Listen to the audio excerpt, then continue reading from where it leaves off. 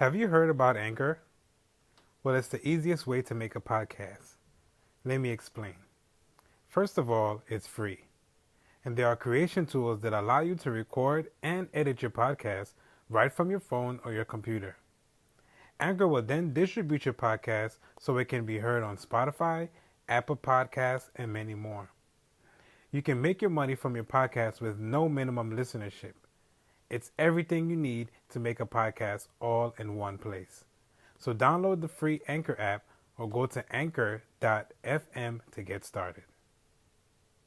This music, it became a part of me. Because of that, nobody Go on say it. it. Come on. Where do I start? Should I start from the beginning? Chasing all these pretty women. They used to call me a dog. They didn't care about a nigga feelings. When my car was a hoopty, when my car was my 2 feet, only paper on me was loose leaf. Where do I start?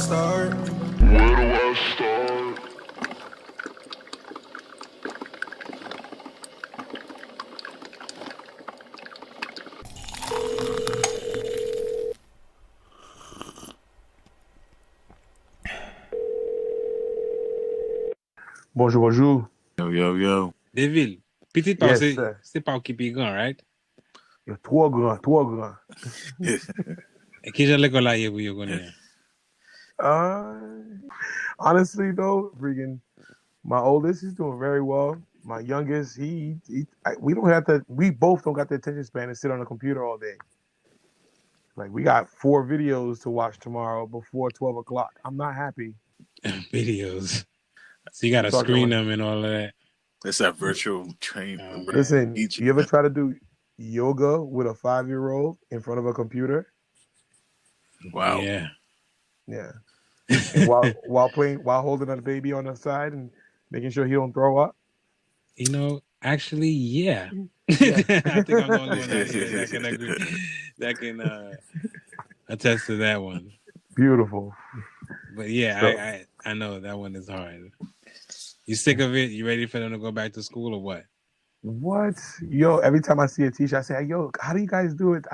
Thank you guys. I really appreciate you guys. Like, I did it before, but I want to say it to your face, thank you, teacher. Thank you. I know all their names. Yo, and never disrespect a teacher again. Kids nowadays, man. What? It's tough. Trust me. It's They not still don't easy. respect the teachers. But yeah, for me, my son, man, he's over it, man. He is so over it. For me, he always needed the social skills more than anything anyway. So now that he's not even getting that, it's like he's just missing something. You know, even the teachers can't even be all that they can be in either, because it's behind a screen. So they can't really interact with the students as much as they could before. So it's a big change for the teachers. And it's really not helping my son right now at all. Yeah. And I really I really wish this thing was just over with. But at the same time, you know, I don't want to feel like I'm sending him into a place that is more dangerous, because even the school that he was in before has like very little ventilation. Actually, it's like zero ventilation. It's like no windows there. So I know for a fact it's like a cesspool of germs. So, you know, before the COVID, you know, he was always coming home with a snotty nose or for something anyway. So for now, I mean, I can't even imagine how worse it would be. So it's like a catch-22 with me right now. It's just that attention span for most kids is very, very short like that, especially doing like physical training on a laptop. It's like, question mark? Like, why? How? Like, how do you guys even see most of these things as being effective? I mean, you also got to remember, not everyone learns the same way. True. In my field, there's so many different ways to approach learning, and virtual is great for, some kids. Yeah. Hand over hand is great for some kids, but like that, like constant attention of having someone next to you and talking and being calm is something that people are underappreciating. That shared energy of being, relaxed in a situation and not being tense. Because my youngest, his biggest issue is he's always second guessing whether he's wrong or not. So that even if he gets the answer right, he's so nervous about pressing enter. Yeah. So like if it says wrong, he's like down for a meltdown. When he's right, he's dancing. Yeah. It's him learning how to deal with that. But I feel like none of this is really even gonna pan out properly because I feel like the kids are not gonna get the full effect of education the way the way we had being in class one on one. Like, I don't think the computer's really gonna do much. Do you guys think because of the virtual learning, when kids actually go back to school, they're gonna have problems? Public speaking is gonna be tougher for kids because nobody really comes has that interaction with each other, especially for the kids going to school for the first time. Yeah, they're gonna have to teach everything all over again. Because when students get out from spring break and they come back to school, they forget what they were taught before spring break. So for this long break, for sure, they're gonna have to be. Yeah, I think so too. Going through some type of rehashing of what they were doing before, but an adjustment to it. Yeah. But for me, I went to school virtually for one of my master's degrees, and it was great for me because I was at home pre-pandemic. I got to do what I wanted to do. I got to eat my snacks. I got to watch the shows when I wanted to watch them and still do my work. So it allowed me a lot of flexibility to do what I wanted to do. But at the same time, I still had to be very careful about missing deadlines. So basically what I'm saying is that it could be very advantageous if you take advantage of it. Because, hey, you're at home. You have your snacks in your bed right there. Exactly. You have your TV shows at the tip of your fingers. Most of these kids don't even have their cameras on. For younger kids, they're only doing it for like 45 minutes. Yeah. So for at a time, at least, it's easy if you really just put your mind to it. It's a lot easier for these kids. And I think that these kids, if they really take advantage of it, they should be getting A's. And it all kind of depends on like the culture that you kind of have with your parents. Yeah. So I would really, encourage your parents to watch what their kids are doing during this time. Don't put their screen in a way that you can't see what they're doing. Make sure that they're sitting in front of you so that you can see what they're doing on their screen or walk behind them. Yeah, for sure. And you can always see that because a lot of kids, sometimes they have their screen on and they're just clicking it away and they're really doing something else. So if parents have a good culture, I think they can be very successful in this virtual age. But how was your parents with culture? And like, how were your parents in school? And like, how do you think it affected you and how you are with your children now? I was going to say, man, it sounds like the same old school style where, if you're doing homework and it sounds too quiet, like you having fun in here, what are you doing? You playing around? Yeah, I popped the door open on Rome to make sure. Because, like you said, mommy and papi was A's and B's. That's the grade level. That's it. There's no C's. There's no D's. That's not even there's no option for that. So I kind of expect the same for my oldest because, if I could do it, why can't you? And if anything, I'll help you. You know what I mean? I'll sit and read the homework. I'll try it out with you and explain it as best as I can and, do the best I can. But I'm not going to lie. Sometimes some of the homework he got and the way the teacher explained it now is completely different than what we learned. Yeah, I know. With my parents, it's like my dad was just like all about the school and learning and making sure everybody just knew what they were doing.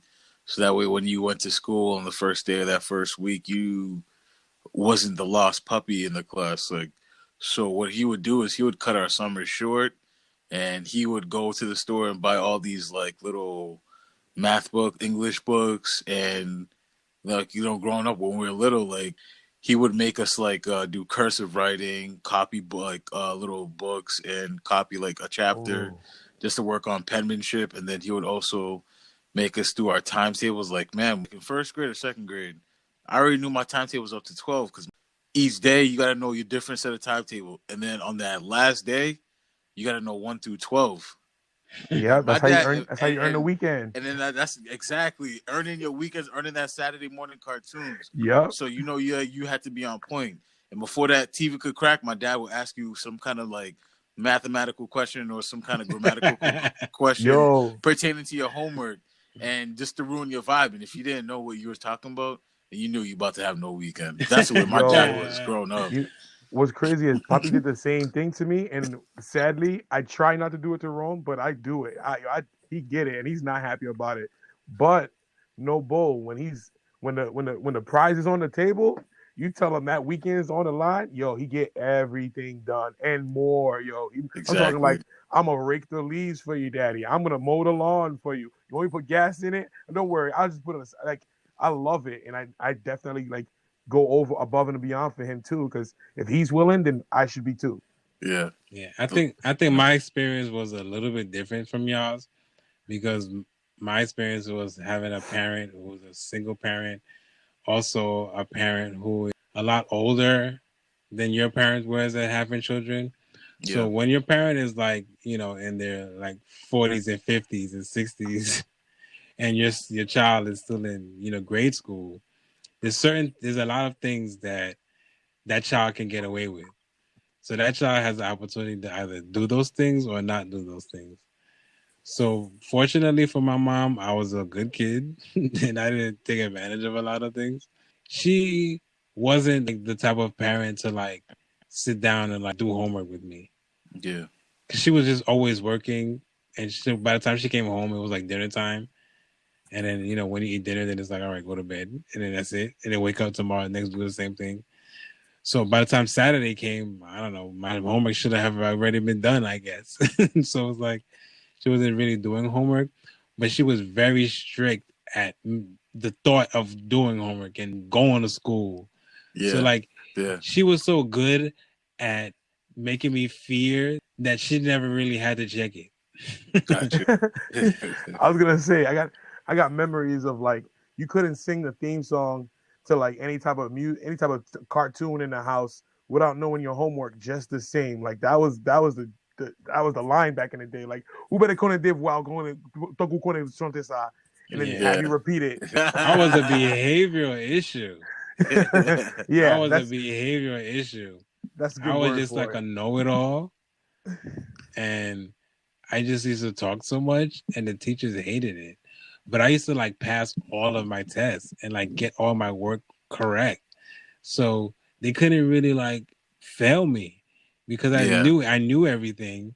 Yeah. And I would just like, all right, be talking to my friends. What I didn't realize was that it was kind of making me mediocre the whole time. So I don't know about y'all, but I was like a mediocre student, like 75 average. Yeah.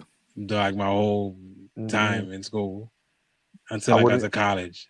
I wouldn't have been able to slide with that. I slid with 75 in high school.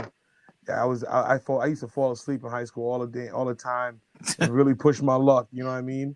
But right at the end, right before I graduated, it got to a point where I really pushed my luck. I almost didn't graduate. My parents looked at me like, "Listen, you're gonna be one of these cats that think they're gonna be living at home, not graduating. We're gonna kick you out in a heartbeat. I dare you not to graduate." Yeah. Graduated. I don't want to play that. It's not easy, man. It's not easy. Yeah. So what y'all think? America should open up schools again? Yeah, I think so. I think they got to give the people the chance to just get back out there, and it's one way or another. You got to experiment. You got to just test the waters. So I definitely think they should.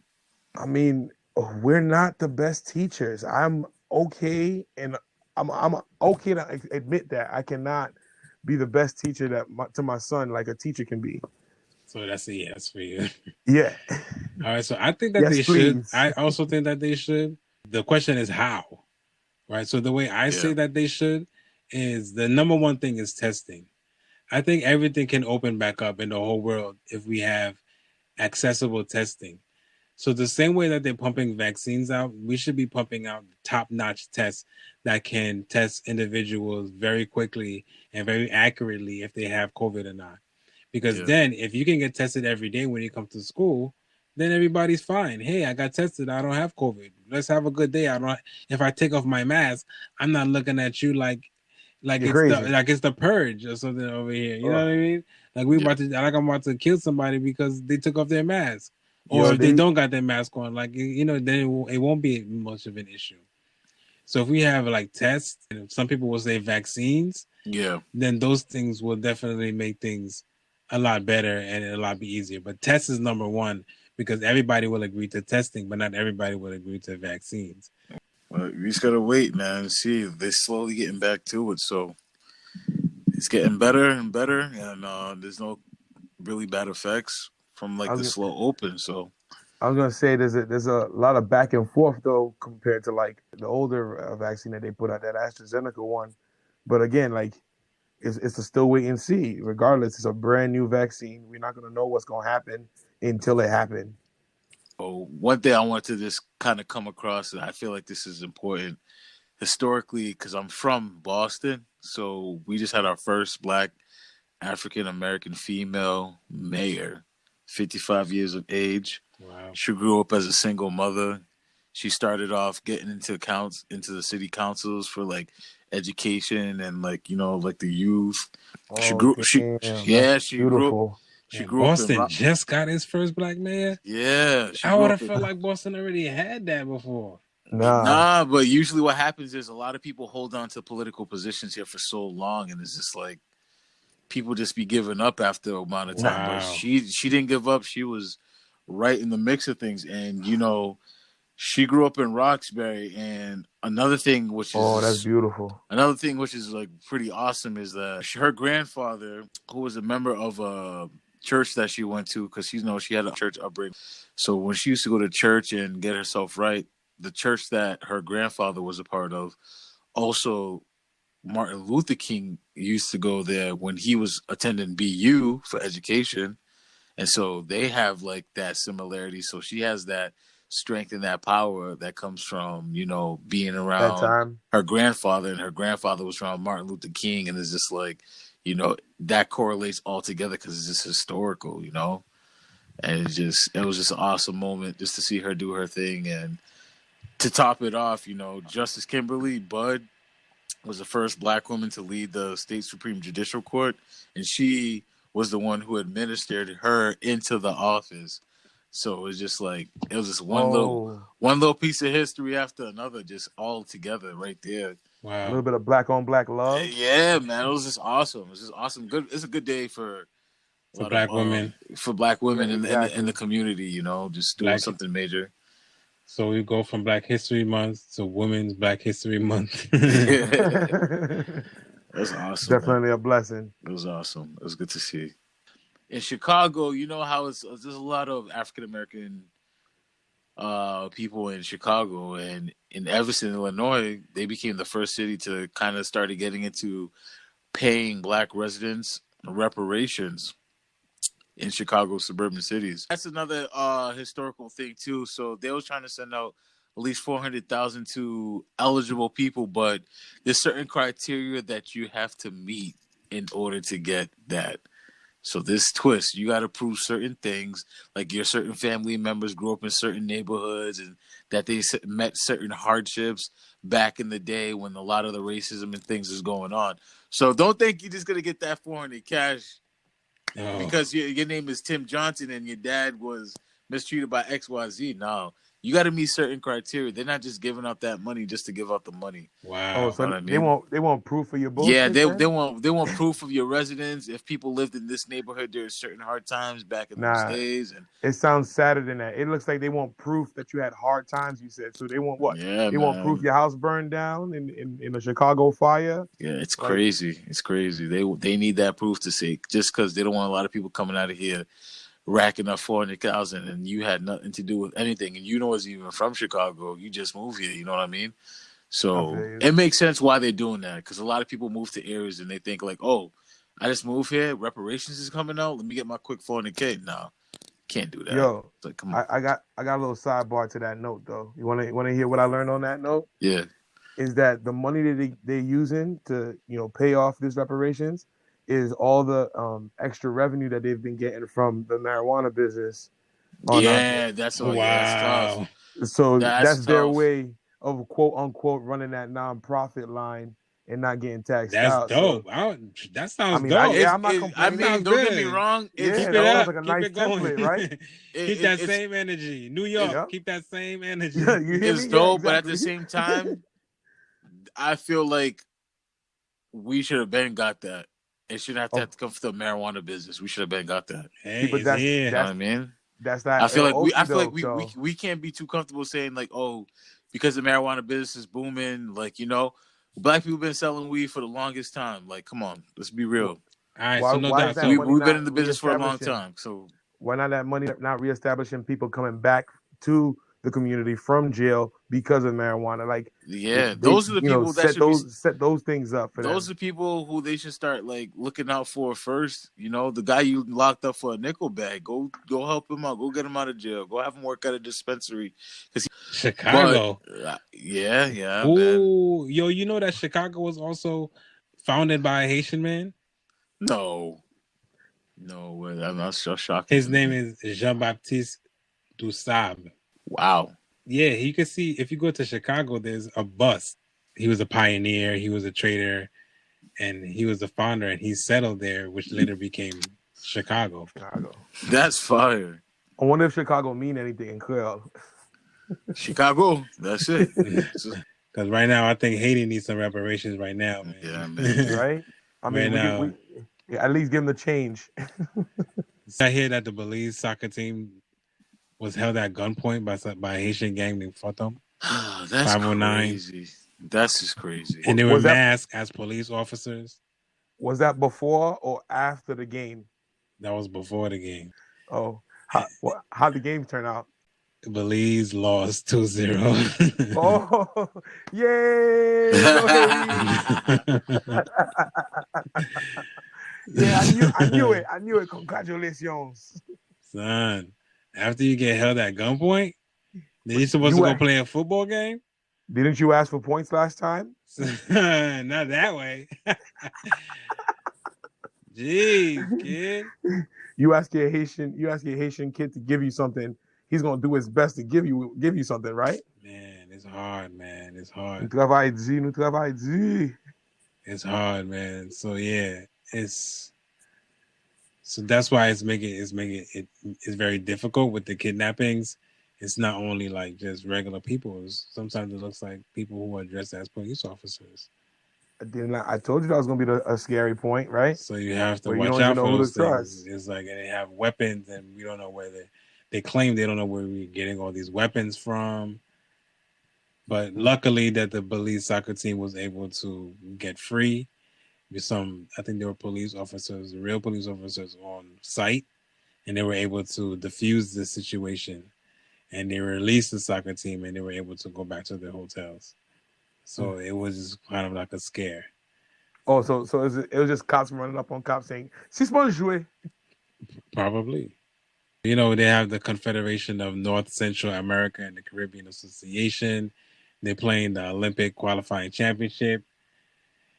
So they had the under 23. They're getting annihilated so far.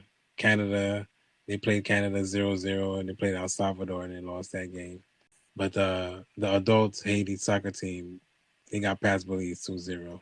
So hopefully, if they can continue and make the World Cup, they don't have to rob people, and what you mean? We can get back a better name. And they're already on their way. But I don't want to blame the soccer team for doing that. It was somebody else. You know, the soccer team still had to play. But hopefully we can do better, because soccer is what's going to help us make the country look better. Soccer is what's going to bring money to the country. When Belize soccer team come, they're supposed to go back to other places and say, hey, Haiti was beautiful. They treated us very well. So more people will come back. But if they go back, et puis y parle nous mal, y pas bon pour Haïti encore.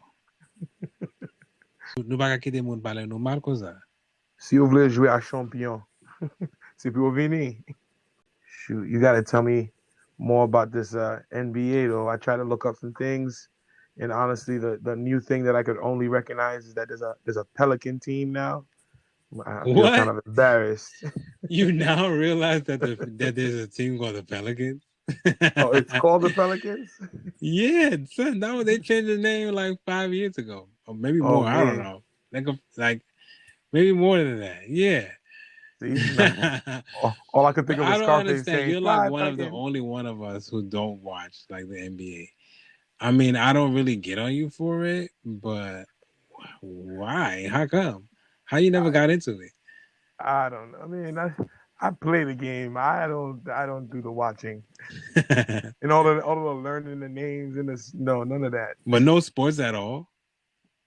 Not really, bro. Like I like playing the sports, learning them. You know, the physics of it, the whole mechanics of it, no doubt. That way I could teach my kids if they want to learn it. But after that, nah. Oh my God. All I gotta say is RP Celtics, Danny Ainge didn't do nothing. We got Evan Fournier from the Orlando Magic and some guy named Mo Wagner, and I was just like, this season's done. We got three all-stars, Marcus Smart, Jason Tatum, and Jaylen Brown. Hopefully they can make some magic happen for us. But for now, I'm not keeping my hopes up too high. I'm just gonna walk on a faith and prayer for my guys. But the big thing is LaMarcus Aldridge. Yo, he just passed up on the Celtics. They didn't pull the trigger on him fast enough. And then we had Andre Drummond coming to town. Then he went to the Lakers. And then we tried to get Blake. Then he went to the Nets. So the Nets getting richer and richer every week. That's crazy. Because they're like, all right, if I'm on the West, I'm not going to go to any team but the Lakers because I'm going to lose. And if I'm on the East, I might as well get on the team on the Nets because that's the team that's going to win. I thought Aldridge was going to go to the oh, my gosh. I didn't know what Aldridge was going to do. I mean, Aldridge, he came on the Nets. He talking about, I don't want to be an all-star. I thought he wanted a bigger role is why he went to the Nets. If that's the case, then he could have came to the Sixers and he could have played the four. I think that would have been a great role. But if he went to the Sixers, he would have had to have more playing time. I think right now he's at the point in his career where he's like, you know what? I want to play, but I just want to take some nights off at the same time. I was so confused. I thought that he wanted to play. Now he went to the Nets. Now he gets shown that he probably don't. He gave the Portland Trail Blazers his best years, man. His best years. He did. But you know what? Too, I knew that he wasn't gonna go to the Heat because the Heat and the Spurs have similar culture. So if it didn't work in the Spurs, I knew that he just wasn't not the go culture to of the the Heat coaching. because both everything because they would have made him work too hard. They're too tough. They're too strict. He wasn't looking for that. Like that's why he didn't work with Pop because Pop I know all of these teams. Pop is too much. And you gotta look at it like this too. The Heat is not even top in the East. So if he went to the Heat, he would have been wasting his time. He's trying to get a ship now. So if you're trying to get a ship now, why not be a great player coming off the bench for a great team? Yeah. But I'm a little bit worried about my Sixers. I think because they got George Hill, and we Sixers is the only team that got a player that's not ready to play from the trade. Like he's still hurt. He had surgery. It's like you guys don't even know what the health is going to be like down the line for Joel Embiid because you got to understand like this. May is right. On top of that, May's right around the corner. Playoff is right around the corner. If he's not 100%, bye. They gave up a big to get George Hill. Now before I say that, I didn't want to pass by. George Hill is going to be great. He's good. He's not lackluster. As long as he get healthy, he's going to be good with Doc Rivers. But I didn't like that they had to give up a draft pick and then they had to give up a big for it. Because if Joel is not good and he does get hurt, now you don't have another backup. You only got Dwight as the only center there. You still didn't pick up somebody else. So if you're gonna trade Tony Bradley, you need to sign somebody else. But do you think the richer get richer when they do things like that, though? Because look at a team like OKC has number 1 picks for years to come. Because they have 37 because they just started dishing away players like cards. Like, yo, here, you got that. You go there, you go there. Now. Hold up, guys. So, David, South Abdi. I got a quick question. So, the Pelican team is not They're nice? good. They're really good. They're okay. But they're just not. Okay. They're not okay. there. Actually, they're not in the play. Let's just say they're not in the playoffs. They're really good. But they can give you some good games every now and then. I recognize all the other names because, I'm that old. But, this Pelican team was this new logo I've seen. I didn't know who they are. Mr. David just found out that there's a new team called the Pelicans. They've been around for a bit. The Oklahoma City, they got 34 draft picks over the next 7 years. 17 first-round picks and 17 See what I mean? second-round picks. Get richer. But that's a good position to be in. It's not the best, but it's a good position to be in for the future. Right. But you don't know what kind of players are going to be coming out the drafts in the next years to come. I'm so close to giving up on the Sixers' chances of winning the championship. The only team that I expect to beat the Sixers is the Nets, just because they just loaded. If the Nets beat the Sixers, then I'll be like, all right. But I don't want to see the Sixers lose to anybody else. I want to see the Sixers beat the Bucks. I think they should be able to beat the Bucks by now. Because if they don't beat the Bucks now, they're in trouble for a long time. I think the Bucks could match up with them and beat them easily. The team that I'm scared of seeing, though, is the Heat. The Sixers don't want to see the Heat. I hope that somebody beat the Heat before the Sixers. They're not playing their best ball, but they know how to play against the Sixers. Come in and collect themselves and play how they played in that playoff run. It's gonna be a tough stretch for a lot of East Coast teams. It's gonna be all about matchups, kid. That's why the Sixers, they have to get that number 1 or number 2 seed. That way, they don't have to see the Nets until the finals. And that way, the Nets will have to face the Bucks before they face the Sixers. If they can get that number 1 seed.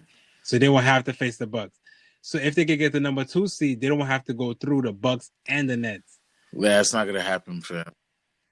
So what do you think the Sixers I think Sixers probably going to be like a number 5 seed or a number 4. What? Or number 4. Number 4. Sure. But like I said, it's all about Joel Embiid. Joel Embiid is their seeding. He's the guy that's going to set the tone for where they fall. Right, so what about your Celtics? What do you think they're going? I think Celtics could be like a 7th round seed, and they're going to probably lose the second round. 7th seed. I think. So you know what I think is going to happen like too? A Pacers or some bum team, and then we're probably going to beat them. No, what you think? You think you know what's going to happen? It's going to be the Sixers and the Celtics. But you got to understand, we can beat a team like the Sixers. We can beat y'all. Y'all team is not that. You just really gave up Daniel Tice because y'all thought y'all was gonna get. What's his name? Is Tobias Harris? Is that the kid's name? That power forward that plays? Yo, nah, call him J. Cole. If he has a couple bad nights in a series, you guys are done. He's actually a really good player, but when he plays the Celtics and he doesn't average his numbers, we end up beating you guys by at least like 5-10 points. You're right. So. He don't have a good game. You guys are not playing well. As long as the Sixers are healthy. Yeah. Joel Embiid's your future. He's your everything. He's what you guys rely on. All right. Come on, JoJo. Let's get it. It sounds like we're saying a little prayer. Yeah, so we can smell what you want. You better JoJo better get some sage. Man. Yo, do y'all see that show? I haven't watched it yet, but it looks actually good. And actually, The Rock is actually my favorite wrestler. Him and Stone Cold Steve Austin. They were my 2 favorites. Yo. Young Rock was good. Yo, that joint is kind of funny. I mean, it's a little cheesy, but he made it funny cheesy. Like, it was like cheesy on the good side. I gotta check it out. I haven't seen it. It's on NBC. I mean, I'm not gonna lie, no man. Live TV. Oh, it's on Hulu too. I don't know about you guys, but I was a huge wrestling fan growing up, so I definitely gotta watch that. Yo, for real? Done. I had WWE, WWF, WCW.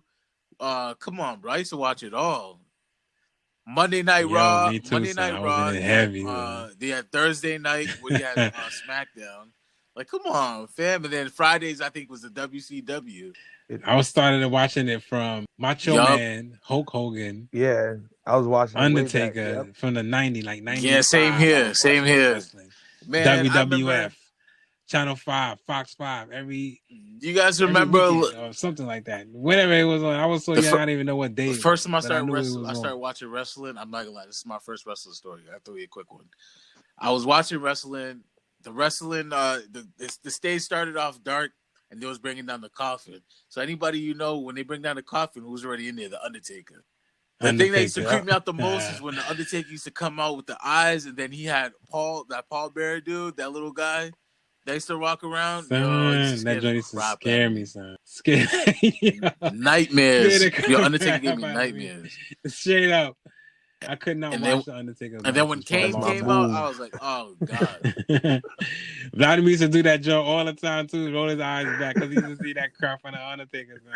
That's my move right He used there. to roll his eyes back and try to scare us when we was at roll your Mama's eyes house. back and try to choke somebody. It's a terrifying moment. He used to have me and his little sister running around in the house with his ugly little. We used to do that thing where you pull a pink back to yeah. He all following Undertaker's son. But The Rock, my top two is The Rock. The Rock and top notch. Steve Austin. For you, it's for me. Yeah, for me it was WrestleMania when those guys were battling out.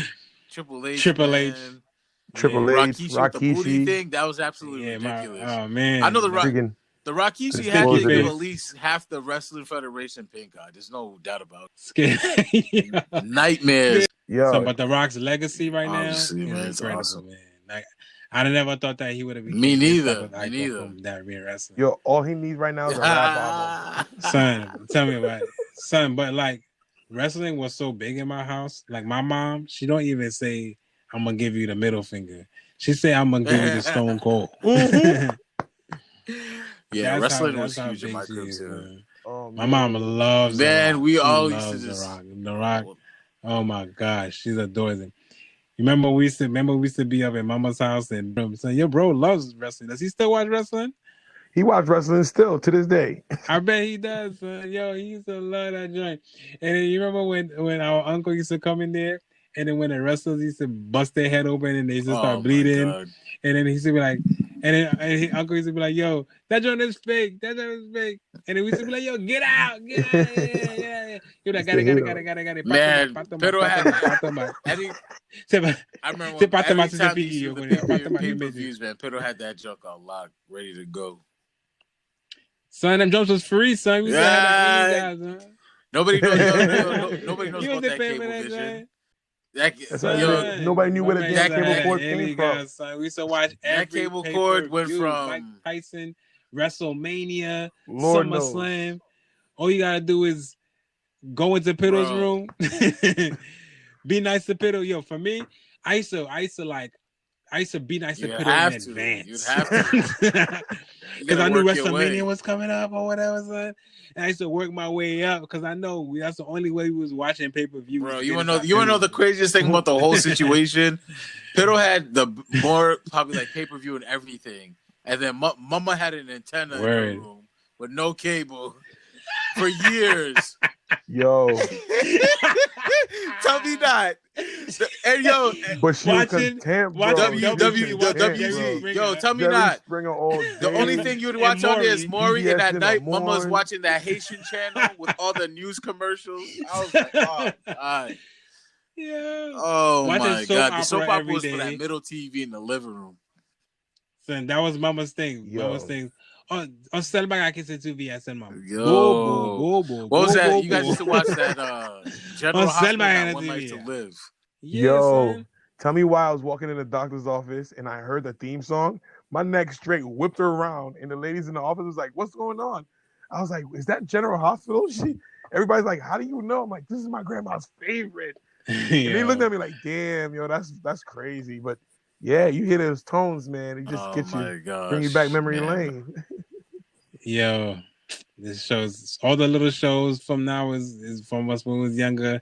They coming back out. But it's not the same. I was gonna say reboots. Reboots is crazy right now. You can't. Gargoyles. I put them on the Animaniacs. Oh, David, you on that Disney Plus?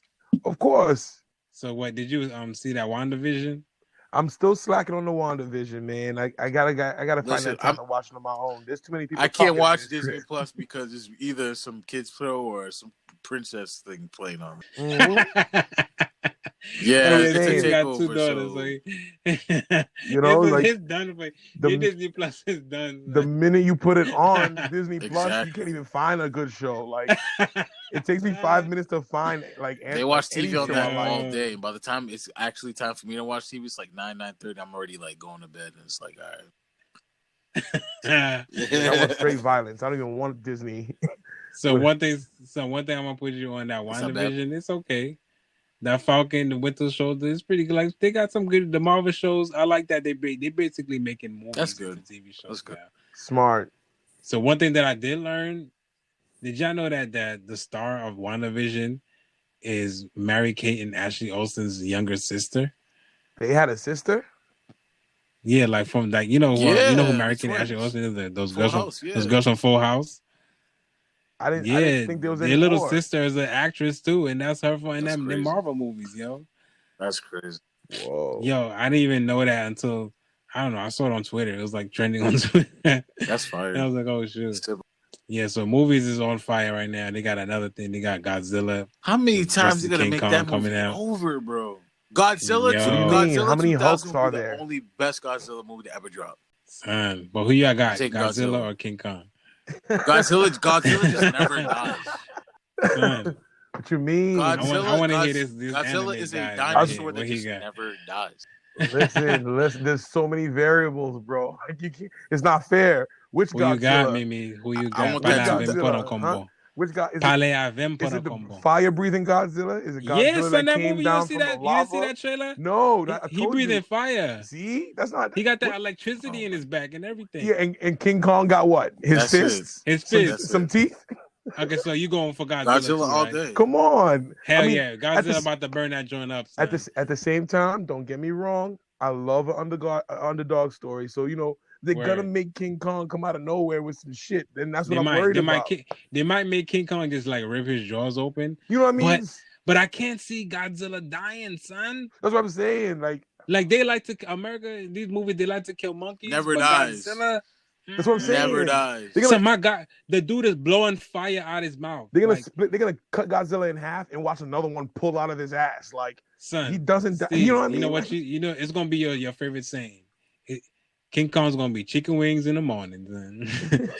He gonna be monkey meat in the morning, son. King Kong's a monkey. Godzilla. King Kong is a monkey that just had that laser beam from what do you call it? That show, that movie from what do you call it? Honey, I Blew Up the Kids.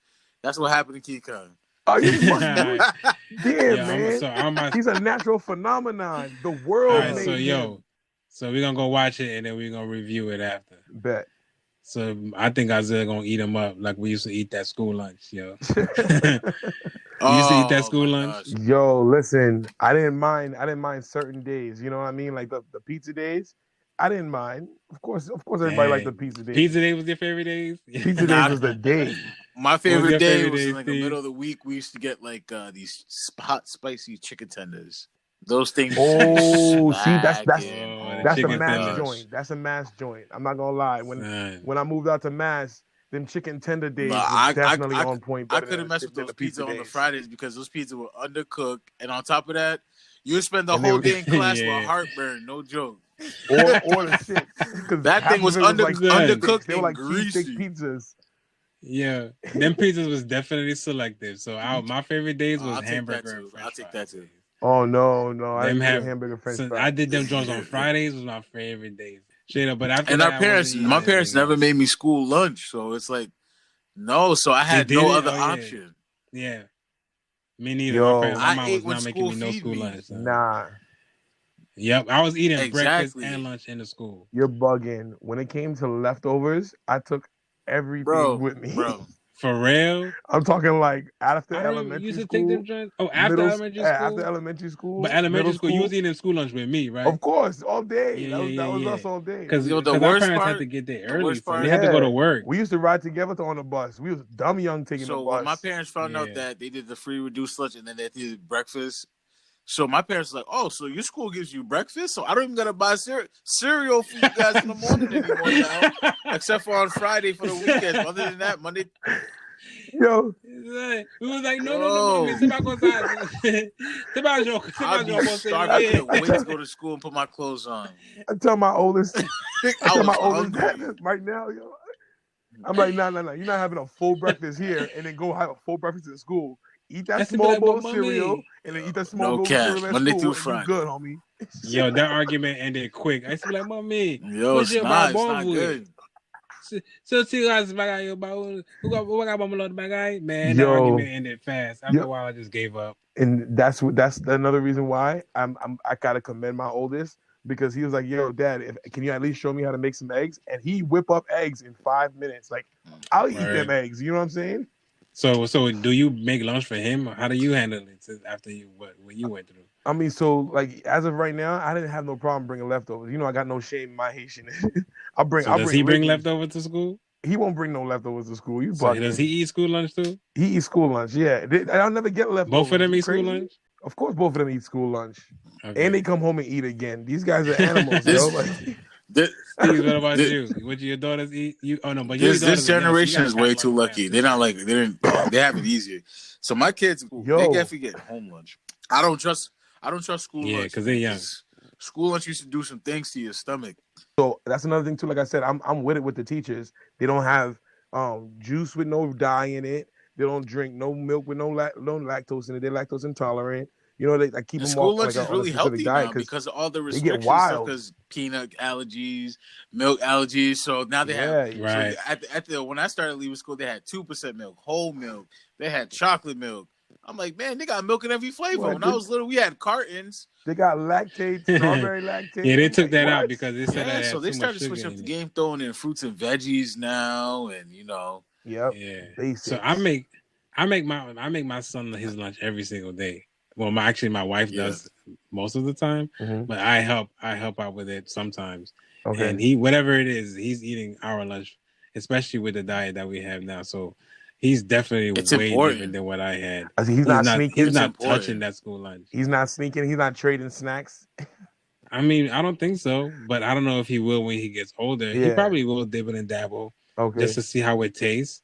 But I think that, you know, after a while, he's not gonna want it. He's not gonna worry be like, about no, it. I don't eat it. So he likes the way he has now, and we give his teachers instructions, and we let them know over and over he does not eat certain things, and we're gonna bring his own lunch, and then they respect that. So, you know, depending on how you carry yourself, you know, they will respect it. Agreed. But there's always a chance that they might eat something else, and you just gotta live with it. You don't even know when. My kids come home and they get mad high. I'm like, what you have for lunch today? Oh, we had pizza and they had ice cream and they had milk. I'm like, oh, okay, cool. Go we're gonna take a walk around the block. They come home, take a dump, watch their whole mood change. I'm like, see, get that garbage out your system. Well, honestly, I'm definitely more curious about this ancestry situation right now. Like, I'm about to go upstairs and tell Reese. That's gonna be hard though. It's hard because my dad grew up with no dad, and then my mom grew up with her mom. But all we know is very little about Lepe, our grandfather. That's what I'm saying. That's just tough. Guys, I really got some big news to tell y'all. So next time we meet, so be prepared for that. Maybe that's it. That's it. This is history. This is what people do. We sit down and we put our history on wax. Yo, believe me. 200 years, 300 years from now, somebody's going to sit down looking for the Haitian experience, and they're going to bump on Café Pen, and they're going to hit gold. They're going to hit gold. That's what I'm saying. Like, sometimes that's how history goes. Sometimes you're not even around to see your greatness. Yo, yeah, you got to put it into life. Don't worry about it. But somebody's there to see it. And you got to have faith in that, and you got to make it go.